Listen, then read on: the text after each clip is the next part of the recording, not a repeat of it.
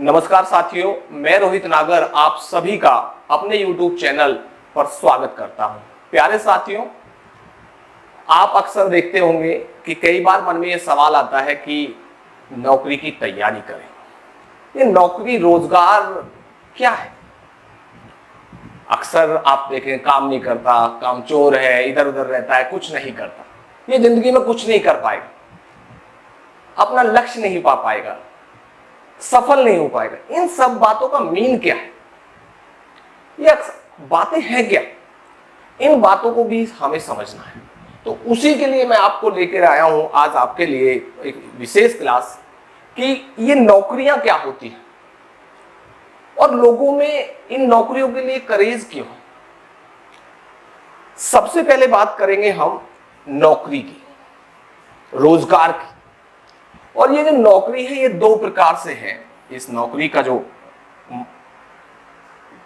मतलब है वो दो प्रकार से है। एक तो गवर्नमेंट जॉब और एक है प्राइवेट जॉब। अक्सर आपने देखा होगा कि जो बच्चे हैं जो तैयारी कर रहे हैं वो गवर्नमेंट जॉब की ज्यादा तरफ उनका रुझान भी रहता है, ध्यान भी रहता है। इसका कारण क्या है? इसका जो मैं कारण मानता हूं वो है अच्छी सैलरी,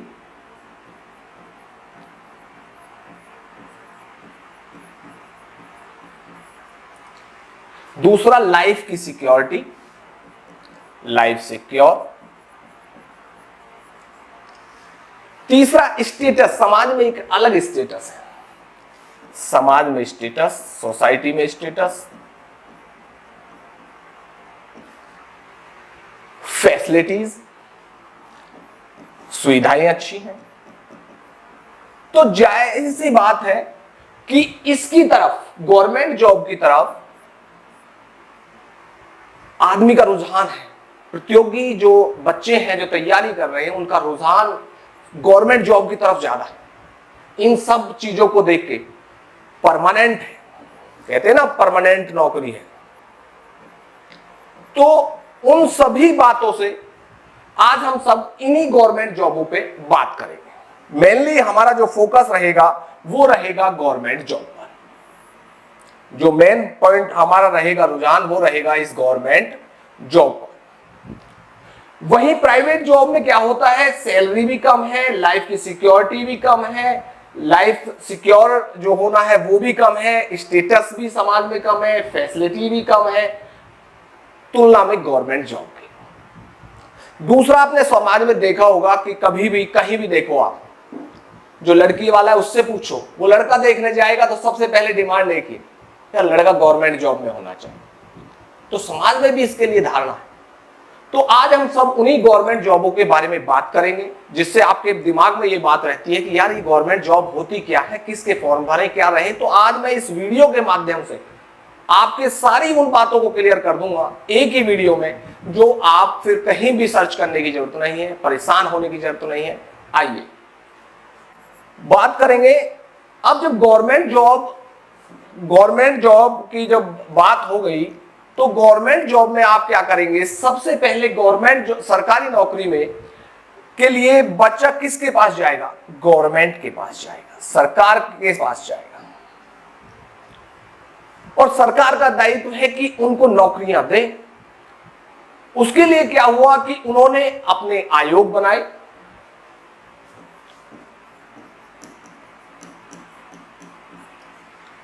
बोर्ड बनाए, संस्थाएं बनाई, जिनके माध्यम से उनका चयन हो और गवर्नमेंट में उनको नौकरियां मिल सके। उन्हीं बोर्ड और संस्थानों की हम बात करेंगे कि वो गवर्नमेंट जॉब के बोर्ड, संस्थान, वो नौकरियां कैसे मिलती हैं, किन किन माध्यमों से मिलती है, किस किस आयोग से मिलती है, किस बोर्ड से मिलती है। एक एक करके हम आज उन सभी बोर्डों को, नौकरियों को समझेंगे। चलिए शुरू करते हैं। पहला बोर्ड यूपीएससी, सबसे पहला बोर्ड, मुख्य बोर्ड जो भारत सरकार के अधीन है। इसके है भारत सरकार।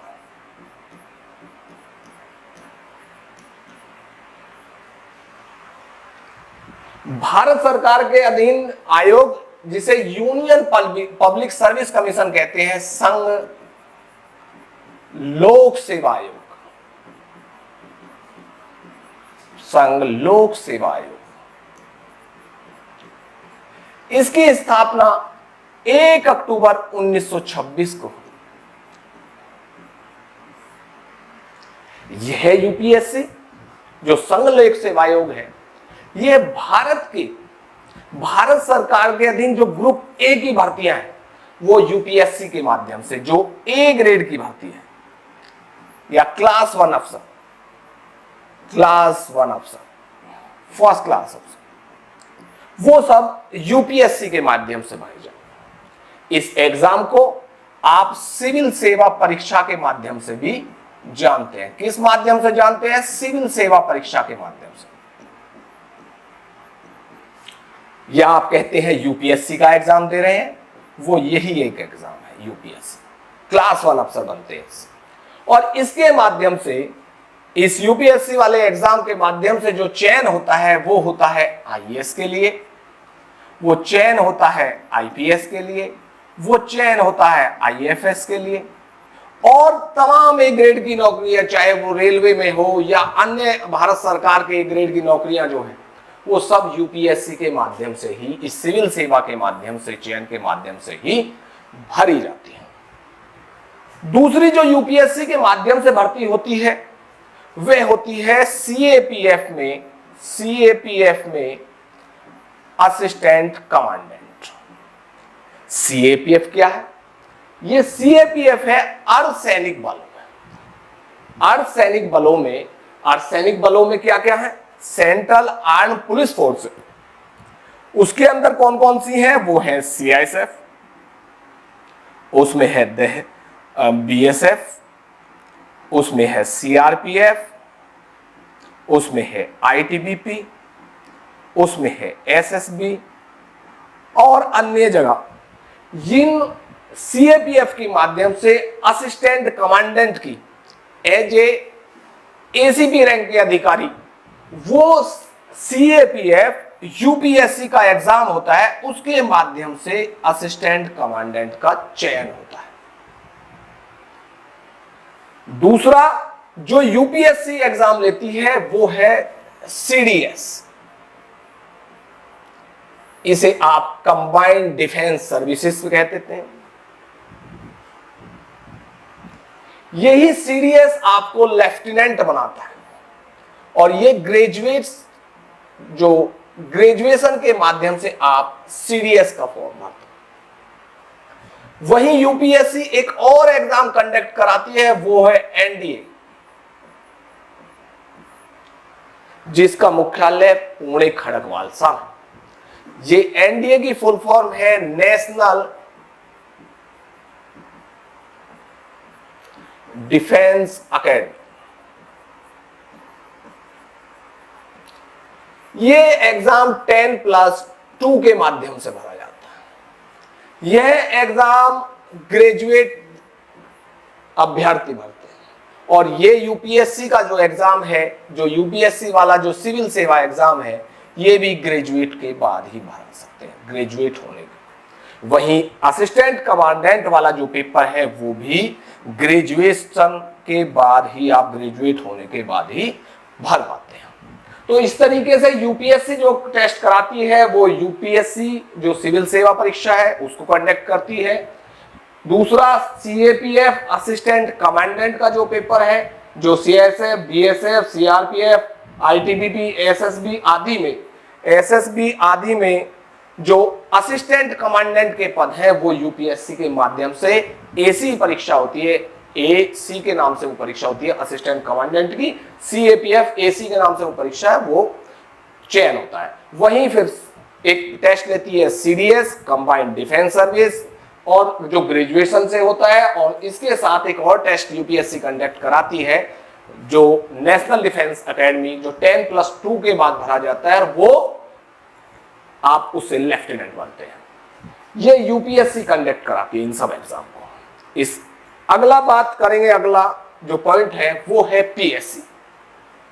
जिस तरह भारत सरकार यूपीएससी के माध्यम से क्लास 1 अफसरों की भर्ती करती है, वे उसी प्रकार स्टेट में public service commission, public services commission के माध्यम से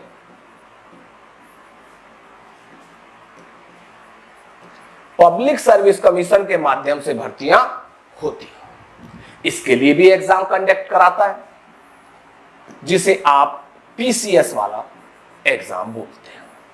जैसे यूपी है तो यूपी पीसीएस, उत्तराखंड है तो उत्तराखंड पीसीएस, राजस्थान का अपना मध्य प्रदेश पीसीएस।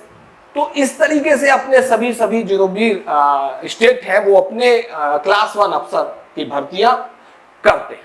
मैं एक एग्जांपल यूपी का देता हूं। वहां यूपी में यूपी जो पीसीएस होता है उसके माध्यम से भर्ती होती है। इसके माध्यम से जो राज्य सरकार के A1 अफसर हैं, जो राज्य सरकार के अफसर हैं, उनके माध्यम से एसडीएम, डिप्टी एसपी, एआरटीओ और तमाम जो पद हैं वो सब इसके माध्यम से फिलअप किए जाते हैं स्टेट पीसीएस। इसी तरह राज्य सरकार के अपने अपने अपना राज्य सरकार, उत्तराखंड हो, हरियाणा हो, राजस्थान हो, मध्य प्रदेश हो, उड़ीसा हो, जहां जहां अपने अपने राज्य वो अपने क्लास 1 अफसर करते हैं। और साथ ही जो पीसीएस है, जैसे मान लो यूपीएससी वाला है, वो अपने राज्य केंद्र स्तर पे करेगा और पीसीएस राज्य स्तर पे भर्ती करता है। अब अगला देखेंगे, इसके बाद पीएससी के बाद यूपी पीसीएस इसके साथ साथ और भी परीक्षाएं कराता है, वो है आरओ एआरओ की, आरओ और एआरओ की परीक्षा, जिसे आप समीक्षा अधिकारी और सहायक समीक्षा अधिकारी कहते हैं। वो भी यूपी पीएससी जो स्टेट की सर्विसेज है स्टेट में, वो भी आरओ एआरओ की भर्ती भी यूपी पीसीएस के माध्यम से करती है। वहीं यूपी पीसीएस एक बीईओ का भी एग्जाम करा दिए, ब्लॉक एजुकेशन अफसर का भी कराती है। वहीं यूपी पीएससी अपने राजकीय जो प्रवक्ता है, राजकीय प्रवक्ताओं की भर्ती भी कराती है। तो ये सब भर्तियां किसके माध्यम से होती हैं? वो यूपीएससी के माध्यम, यूपी स्टेट पीसीएस के माध्यम से होती है। अब अगला जो अगला आयोग देखेंगे वो बात करेंगे एसएससी की। एसएससी जो केंद्र स्तर पर, एसएससी जिसका पूरा नाम है staff selection commission. Staff selection commission कर्मचारी चयन आयोग। पहले इसे अधीनस्थ चयन आयोग कहते थे, अधीनस्थ चयन आयोग। लेकिन 1977 से इसे एसएससी या कर्मचारी चयन आयोग कहते हैं। यह एसएससी केंद्र सरकार के अधीन ग्रुप बी, कौन कौन सी? ग्रुप बी, सी और डी की भर्तियां ये एसएससी के माध्यम से ही होती है। बात समझे? जो केंद्र सरकार की ए क्लास 1 अफसर की भर्ती है वो यूपीएससी के माध्यम से होती है, और जो बी, सी और डी की भर्तियां हैं, मैं अभी आपके सामने रखूंगा सारी बात, वो किसके माध्यम से भरी जाएंगी? वो एसएससी के कर्मचारी चयन आयोग के माध्यम से भरी जाएंगी। अब इसके अंदर कौन कौन से एग्जाम होते हैं मैं एक एक करके आपको समझाऊंगा। पहला एग्जाम फर्स्ट कौन सा होगा? सीजीएल। फर्स्ट कौन सा है? सीजीएल, जिसे आप कंबाइंड ग्रेजुएट लेवल एग्जाम कहते हैं या सुना हो। ये ग्रेजुएशन माध्यम से भरा जाता है, ग्रेजुएट होने के बाद आप इसे भर सकते हैं। साथ ही इसमें इंस्पेक्टर रैंक, ऑडिटर, इंस्पेक्टर मान लो सेंट्रल एक्साइज है, कस्टम है, इंस्पेक्टर इनकम टैक्स है, डबल ए हुए, और बहुत सी जो वैकेंसियां ग्रुप बी की हैं भारत सरकार के अधीन, वो सीजीएल के माध्यम से भरी जाती है। मैं अलग से वीडियो जो आएंगे उनमें सभी में मैं ओपनली बताऊंगा, अभी मैं बोर्ड और उसके एग्जाम्स के बारे में बता रहा हूं, फिर स्पेशली एक एक एग्जाम के बारे में आपसे बातें होंगी। सीजीएल के बाद दूसरा जो एग्जाम कंडक्ट कराती है वो है सीपीओ, सेंट्रल पुलिस ऑर्गेनाइजेशन। इसके माध्यम से SSC CPO exam, SSC CGL, SSC CPO exam इससे बोले जाते हैं, एसएससी के साथ एसएससी सीजीएल, एसएससी सीपीओ बोले जाते हैं। तो ये भी ग्रेजुएट एग्जाम है, ग्रेजुएशन के बाद भर सकते हैं आप इसको। इसके माध्यम से सब इंस्पेक्टर रहेंगे, वो दिल्ली पुलिस में सब इंस्पेक्टर हो, सीआईएसएफ में सब इंस्पेक्टर हो, सीआरपीएफ में सब इंस्पेक्टर हो, आईटीबीपी में सब इंस्पेक्टर हो, बीएसएफ में हो या एसएसबी में हो, तमाम जगह जो सब इंस्पेक्टर की वैकेंसियां हैं वो सीपीओ के माध्यम से भरी जाती है। क्लियर? अगला जो एग्जाम होता है वो है CHSL, combined higher secondary level exam, या 10+2 जो एग्जाम है, वो सीएचएसएल एग्जाम आपके 10+2 से भर्ती होती है। और लगभग ये जो है क्लर्क या यूडीसी या एलडीसी रैंक के जो कर्मचारी हैं, अधिकारी मान लो, बहुत से कर्मचारी कहने से नाराज हो जाते हैं, तो सीएचएसएल का 10+2 वाला यूडीसी और एलडीसी इस तरह के जो काम करने वाले लोग हैं वो सीएचएसएल के माध्यम से भरे जाते हैं। इसके बाद एसएससी साथ ही एमटीएस, मल्टीटास्किंग सर्विस, एमटीएस की भी एक भर्ती करती है और वो भी एसएससी के माध्यम से ही भरे जाते हैं। ये सब पद एसएससी के माध्यम से ही भरे जाते हैं। साथ ही स्टेनोग्राफर, सी और डी, स्टेनोग्राफर सी और डी के जो टेस्ट होते हैं वो भी एसएससी के माध्यम से ही भरे जाते हैं। तो फिर मैं एक बार बताऊं, एसएससी कर्मचारी जो चयन आयोग है, जो दिल्ली में सीजीओ कॉम्प्लेक्स के अंदर जो संस्थान है, वहां पर आपने देखा भी होगा, लोधी रोड पर जो सीजीओ कॉम्प्लेक्स है वहां पर एसएससी का आयोग है। अक्सर आपको मौका मिलेगा जब आपका चयन होगा या किसी और अपने एग्जाम पेपर से संबंधित कोई समस्या है, वहां उस ऑफिस में जाने का मौका मिलेगा, या जब आपका चयन हो जाएगा, आपको इंटरव्यू या डॉक्यूमेंट्स वेरिफिकेशन या और कोई समस्या के लिए जब वहां जाना होगा, तो आप पाएंगे कि एसएससी का जो संस्थान है वो कहां पे, लोधी रोड और सीजीओ कॉम्प्लेक्स में अवस्थित है।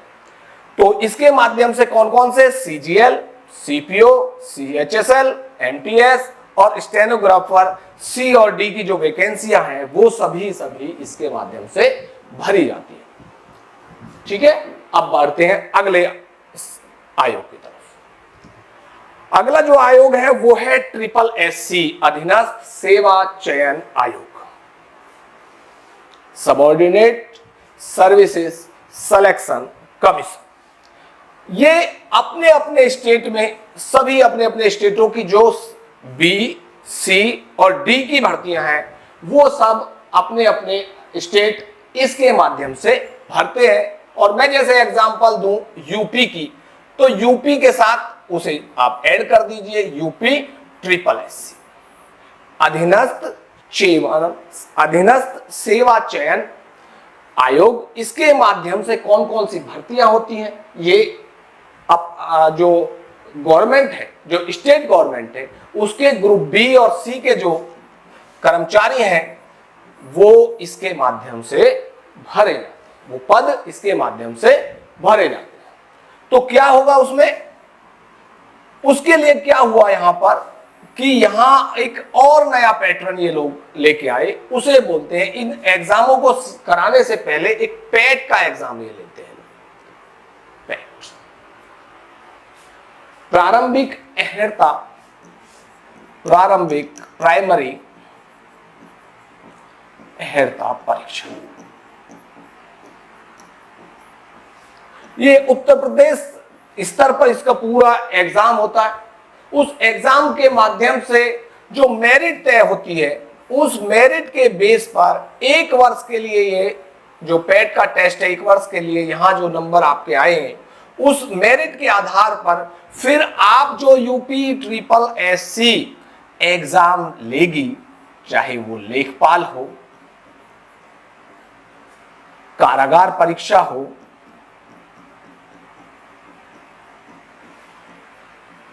राजस्व परीक्षा हो, राजस्व लेखापाल की परीक्षा होती है वो हो, या और कोई जो इसकी परीक्षाएं हैं, वो परीक्षाएं जो ये कंडक्ट कराएगा यूपी ट्रिपल एससी, वो इस एग्जाम में आप तभी बैठ सकते हैं, तभी इस एग्जाम को दे सकते हैं जब आप पेट का एग्जाम क्वालिफाई कर चुके हैं या उसकी अहर्ता प्राप्त कर चुके हैं या मेरिट में स्थान बना चुके हैं।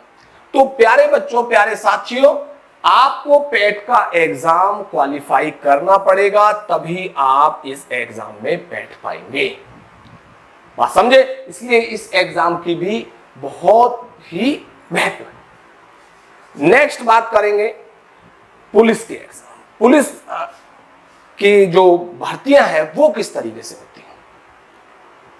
ये मेरा सब्जेक्ट इसलिए है क्योंकि मैं दिल्ली पुलिस में हूं और विशेष तौर पर मेरा फर्ज भी है, दायित्व भी है आपको इन सब चीजों को समझाना, बताना। पुलिस की जो भर्तियां होती हैं वो मेनली बात करें हर स्तर पर अपने अपने तरीके से होती हैं, लेकिन मैं एक पुलिस की एक फॉर्मेट आपको समझा देता हूं कि यहां पर जो डायरेक्ट भर्तियां होती हैं वो एक तो होती है आईपीएस के रूप में या डीएनपी के रूप में, जिससे आप एसीपी रैंक के अधिकारी बन जाते हैं। और इस एग्जाम को कौन कंडक्ट कराएगा? इस एग्जाम को कंडक्ट कराएगा यूपीएससी। बताया ना पहला, जो यूपीएससी है वो इस एग्जाम को कंडक्ट कराएगी, उससे आप जो वो एग्जाम है उसे क्वालिफाई करेंगे। आईपीएस या डीएनपी के रूप में आपका चयन होगा। आप किस राज्य में जाएंगे वो आपके अलग से तय होते हैं, वो रैंक का हिसाब होता है, वो अलग मैटर है। लेकिन अभी मैं बात कर लेता हूं दिल्ली पुलिस के बारे में। दिल्ली पुलिस के बारे में एक एग्जांपल दे के मैं आपको समझाता हूं कि दिल्ली पुलिस के बारे में कैसे कैसे आप, और लोगों का ख्वाब भी रहता है कि यार कहीं चयन हो तो मैं दिल्ली पुलिस में जाना चाहता हूं, और होना भी चाहिए, नो डाउट, शानदार। तो अब मैं बात करता हूं रैंकिंग, कैसे आप दिल्ली पुलिस में अधिकारी के रूप में, सब इंस्पेक्टर के रूप में, हेड कांस्टेबल के रूप में, कांस्टेबल के रूप में, ड्राइवर के रूप में कैसे आप डायरेक्ट जा सकते हैं। यहां दो तरीके होते हैं, एक डायरेक्ट भर्ती होती है और एक प्रमोशन के माध्यम से आप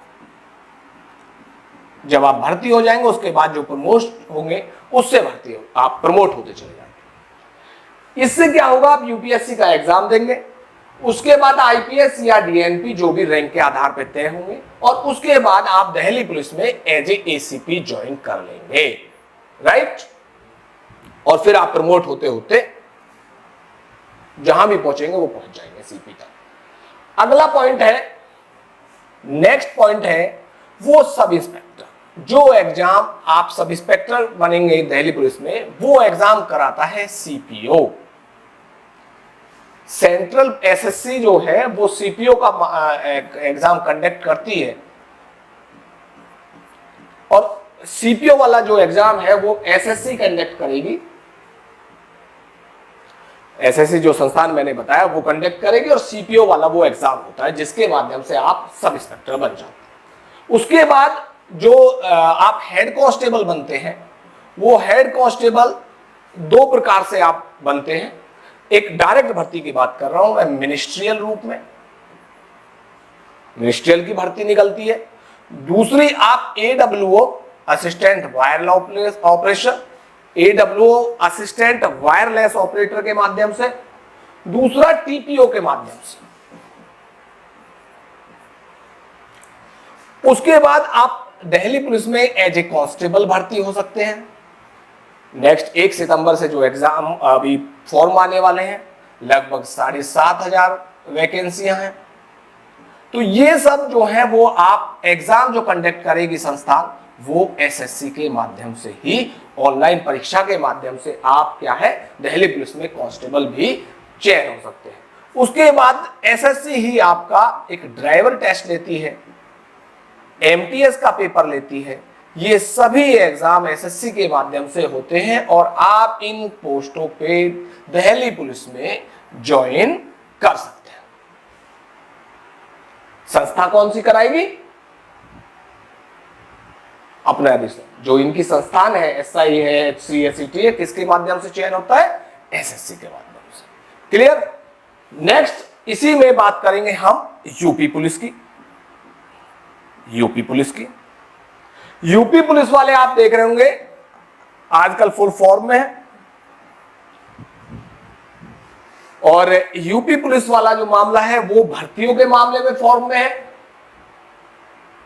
और भी कई मामलों में फॉर्म में है। तो यूपी पुलिस वाला जो मामला है वो भी वही मामला कि स्टेट का जो एग्जाम होता है, मैंने पहले समझाया, यूपी पीसीएस का जो एग्जाम होता है उसके माध्यम से आप डीएसपी रैंक पे चयन होता है।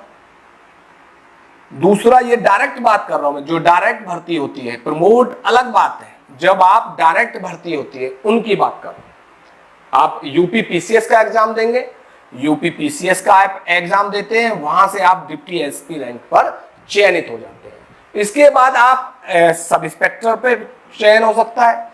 ये उत्तर प्रदेश भर्ती प्रोन्नति बोर्ड है, उत्तर प्रदेश का अपना भर्ती बोर्ड है, उत्तर प्रदेश पुलिस भर्ती बोर्ड, उसके माध्यम से सब इंस्पेक्टर की वैकेंसियां, चाहे वो 2011 में हो, 15 में हो, या उसके बाद अब फिर से भर्तियां हैं। तो कई भर्तियां लगातार सब इंस्पेक्टर की आई हैं और अब फिर से लगभग 2500 वैकेंसियां या इससे भी ज्यादा भर्तियां फिर आने वाली घोषित।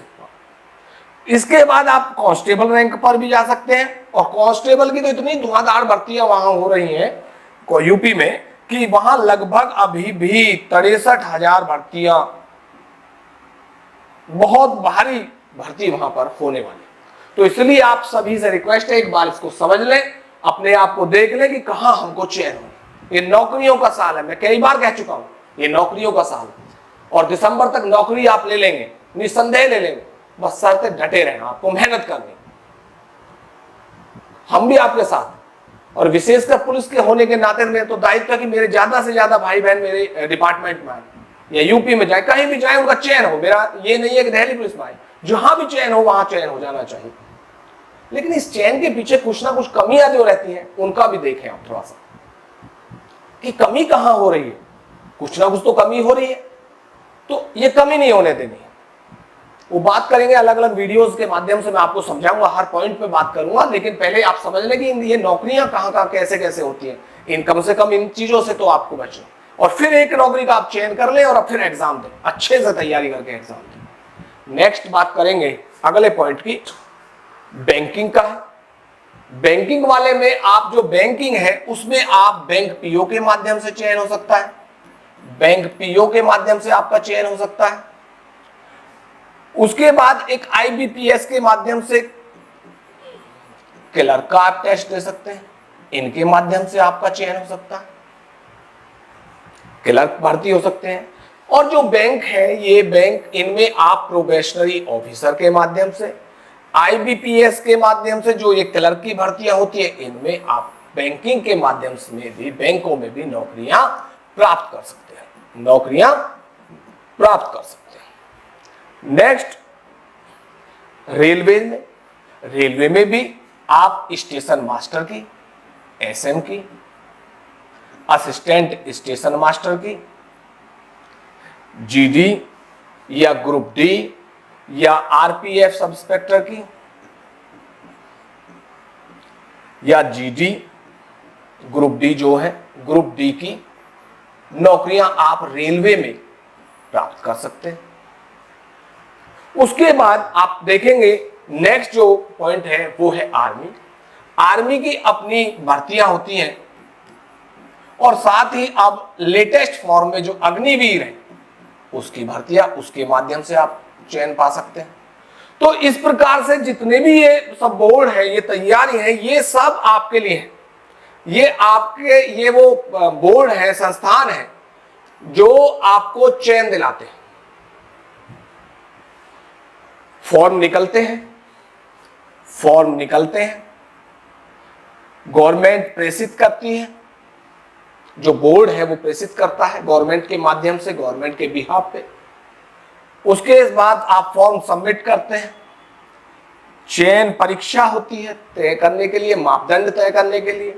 उसके बाद आप जब उस एग्जाम क्वालिफाई कर देते हैं, डॉक्यूमेंट्स वेरिफिकेशन हो जाता है और आपको फिर ज्वाइनिंग लेटर मिल जाता है। इस तरीके से ये सभी बोर्ड संस्थाएं, जो प्रोन्नति बोर्ड है, ये सभी आपके लिए एक माध्यम तय करते हैं, गवर्नमेंट के लिए सुविधा प्रदान करते हैं कि इनके माध्यम से इतनी इतनी नौकरियां होती हैं और इनके माध्यम से आपका चयन होकर आप गवर्नमेंट में जॉब के लिए क्वालिफाई कर सकते हैं। तो आपको सिर्फ अब क्या करना है कि अपना एक फॉर्मेट, अपना एक मन को तैयार करना है, एक एकांत में बैठना और आपको निश्चित करना है कि इन सभी नौकरियों से मैं किसके लिए तैयार, मेरी योग्यता क्या है। आप 10+2 है तो यूपीएससी दे ही नहीं सकते, ग्रेजुएशन स्तर की नहीं दे सकते। तो ये मापदंड हो सकता है कि सर मैं 10+2 ही हूं, ये दे नहीं सकता। दूसरा मापदंड क्या हो सकता है? दूसरा मापदंड हो सकता है मेरी तैयारी, कि सर मैं तो एसएससी स्तर का व्यक्ति हूं, यूपीएससी दे नहीं सकता। या ये होता है सर मैं तो पुलिस स्तर का है, मेरे तो पुलिस का ही करना है, पुलिस ही है तो पुलिस वाला बना लो, वो भी आप भर्ती कर सकते हैं, अपना अपना वो है।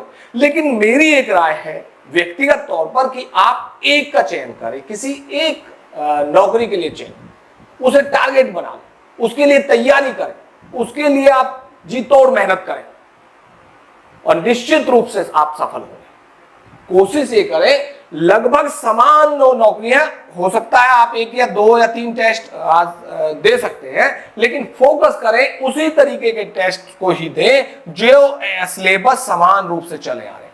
मान लो आप एसएससी सीजीएल का दे रहे हैं तो सीजीएल पर फोकस कीजिए, और उसके साथ साथ अगर देना चाहें तो आप सीएचएसएल दे सकते हैं, सीपीओ का एग्जाम दे सकते हैं। लेकिन कोशिश ये करें कि ये ना करें कि हिंदी वाले भी, फिर कंप्यूटर वाले भी, फिर वो वाला भी। इससे क्या होता है कि आपकी तैयारी ढंग से नहीं हो पाती और आप इधर उधर भटकने में रह जाते हैं और जो आपने अपना लक्ष्य बनाया है उस लक्ष्य को भी नहीं प्राप्त कर पाते। तो मेरी सबसे यही कहना है, सबसे यही छोटे भाई बहनों से अपील है कि आप मेहनत करें और पूरी मेहनत हम करेंगे, आपका सिलेक्शन कोई रोक नहीं सकता। बहुत बहुत धन्यवाद, थैंक यू वेरी मच। हाँ जी।